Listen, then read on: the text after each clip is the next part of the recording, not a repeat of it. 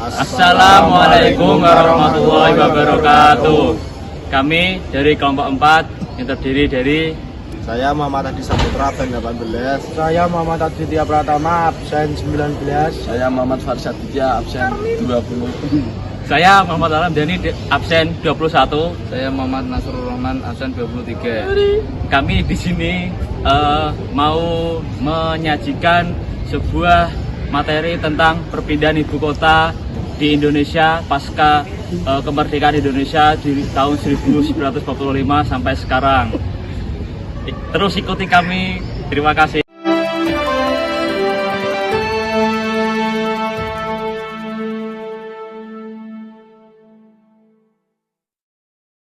Siang pemirsa, kembali lagi dengan saya Muhammad Faris Aditya. Kali ini kita akan mewawancarai Mas Lala Ramdhani. Kebetulan Mas Lala ada di luar. Kita ikuti.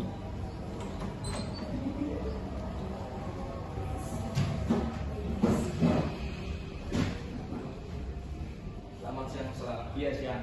Silakan duduk, Mas. Kali ini kita akan membahas tentang perpindahan ibu kota Indonesia. Bagaimana pendapat Bapak tentang perpindahan ibu kota selepas kemerdekaan Indonesia sampai sekarang? Oke, baik. Pembahasan kali ini kita mulai dari waktu Indonesia merdeka, yaitu pada tanggal 17 Agustus 1945. Yang dimana saat itu ibu kota kita yaitu Jakarta. Tapi pada tanggal 4 Januari 1946 ibu kota kita pindah ke Yogyakarta. Karena di waktu tersebut Jakarta sedang mengalami agresi militer Belanda yang ke-1, di mana saat itu keamanan di Jakarta sangat tidak aman. Nah, mengapa kita pindah ke Yogyakarta? Itu ada beberapa alasan. Yang pertama yaitu ancaman keamanan, di mana waktu itu Yogyakarta tidak berada di garis depan perang, sehingga mereka itu keamanan di Yogyakarta itu aman. Dan yang kedua, mendapat dukungan penuh dari Sultan Hamengkubuwono IX, yang dimana pada saat itu beliau menawarkan untuk menunjukkan loyalitasnya kepada warga Indonesia. Dan yang ketiga yaitu ada simbol perlawanan. Pada saat itu Yogyakarta menjadi sebuah simbol perjuangan rakyat Indonesia untuk melawan kolonialisme. Dan setelah tersebut pada tahun 1949, di mana ibu kota kita itu kembali lagi ke Jakarta. Karena waktu itu Yogyakarta sedang mengalami agresi militer Belanda yang kedua, di mana saat itu pemimpin negara kita yaitu Soekarno dan Hatta, mereka juga diculik, mereka ditangkap oleh pasukan kolonialisme Belanda. Sehingga ibu kota kembali lagi ke Jakarta pada tanggal 27 Desember 1949. Oke Bapak, cukup.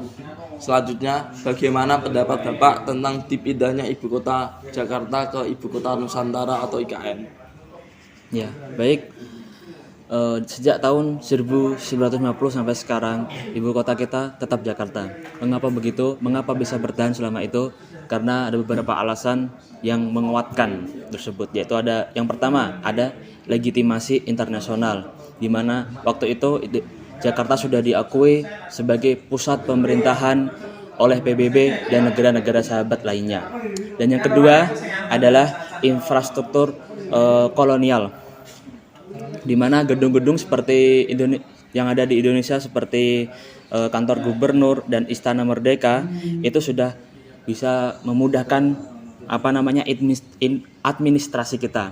Dan alasan yang ketiga yaitu ada visi pembangunan dari Bapak Soekarno dulu, yaitu Jakarta diproyeksikan sebagai wajah Indonesia modern melalui proyek mercusuar seperti Monas atau Monumen Nasional dan Gelora Bung Karno.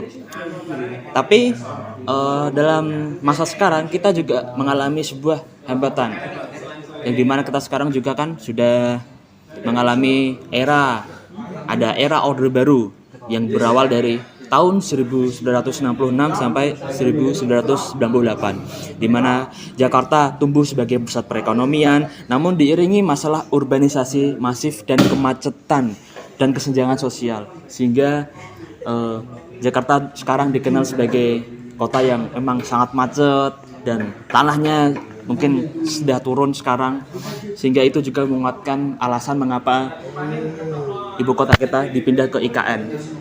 Dan juga ada ancaman bencana alam yang terjadi. Banjir tahunan di Jakarta itu sangat parah. Juga ada penurunan tanah subsiden tadi yang saya sebutkan hingga 25 cm atau per tahun.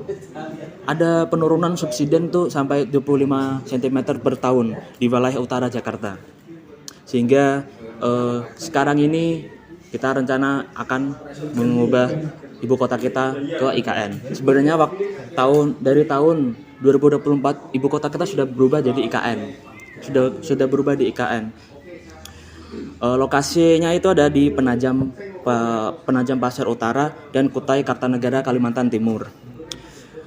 Alasan yang sangat menguatkan hal tersebut ya yang seperti tadi saya sebutkan, penurunan tanah yang ada di Jakarta, kemacetan, dan juga bencana alam banjir yang ditakutkan terjadi di Jakarta suatu hari nanti. Yang pertama ada alasannya itu pemerataan ekonomi. 56% PDB Indonesia itu terkonsentrasi di Jawa. Sementara Kalimantan kaya sumber daya alam tetapi minim infrastruktur karena di sana kan masih banyak hutan. Nah, yang kedua adalah tekanan lingkungan di Jakarta. Seperti yang saya sebutkan tadi, prediksi tenggelamnya itu ada 25% Jakarta pada 2050 akibat eksploitasi air, tanah, dan kenaikan permukaan laut. Dan yang ketiga ada geopolitik, memperkuat posisi Indonesia di kawasan ASEAN dengan ibu kota yang lebih sentral dan secara geografis. Dan mengapa IKN dipilih jadi ibu kota kita? Karena mungkin ada beberapa alasan, yaitu tadi mungkin bisa karena di Kalimantan Timur tuh dianggap sebagai tengah-tengah. Mereka tuh kota tengah-tengah yang ada di Indonesia. Jadi seperti sentralnya di tengah-tengah merekanya. Dan ada juga catatan historis dari tersebut, yaitu gagasan lama tentang wacana pemindahan ibu kota sudah muncul sebenarnya. Terus wacana pemindahan ibu kota sudah muncul sejak era Soekarno, yaitu pada 1997 dan Soeharto 1997. Tetapi terhambat oleh krisis ekonomi dan seterusnya. Baik, untuk kesimpulan yang kita dapatkan hari ini yaitu adalah tentang pemindahan ibu kota ke IKN, itu sebenarnya adalah eksperimen yang besar yang akan menentukan wajah Indonesia di abad ke-21 nantinya. Jika ia berhasil, maka ia akan dikenang sebagai tonggak dekolonisasi ruang atau pemerataan ekonomi. Dan keberangkitan maritim. Namun jika gagal, ia akan menjadi catatan kelam tentang pengulangan kesalahan di masa lalu. Seperti eksploitasi sumber daya, sentralisasi kekuasaan, dan marginalisasi masyarakat adat. Oke, saya tambahkan, yaitu ada satu kunci keberhasilan menurut saya ada. Yang pertama adalah partisipasi dari masyarakat lokal. Kita harus bisa menghindari pola kolonial atau tanam paksa dalam pembangunan, sehingga kita bisa lebih leluasa dalam pembangunan ini, bisa lebih aman, bisa lebih enak. Dan yang kedua adalah transparansi anggaran. Kita sebenarnya harus bisa belajar dari kegagalan proyek mercusuar era Pak Soekarno dan Pak Soeharto dulu. Dan yang ketiga, keseimbangan ekologis. Kita harus bisa jadikan IKN sebagai contoh kota berkelanjutan, bukan hanya sekedar pemindahan masalah dari Jakarta. Oke, cukup dari saya. Oke Bapak, cukup. Terima kasih Bapak telah memberikan pendapat Bapak tentang pemindahan ibu kota Indonesia pasca kemerdekaan sampai sekarang. Allahumma sholli ala Muhammad.